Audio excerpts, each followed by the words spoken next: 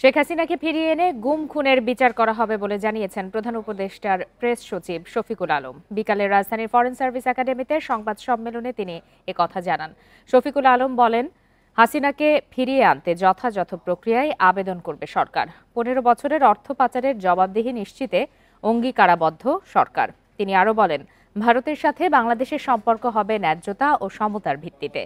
সচিব পর্যায়ের বৈঠকে পানিসহ প্রতিটি স্বার্থ সংশ্লিষ্ট বিষয়ে আলোচনা হবে বলেও জানান তিনি। এ সময় প্রধান উপদেষ্টার উপপ্রেস সচিব অপূর্ব জাহাঙ্গীর বলেন, জাতীয় নির্বাচনের তারিখ এখনো হয়নি। এ বিষয়ে পরিকল্পনা উপদেষ্টার মন্তব্য ব্যক্তিগত বলে জানান তিনি। আমরা শেখ হাসিনাকে দেশে ফিরিয়ে এনে আইনের সম্মুখীন করতে চাই।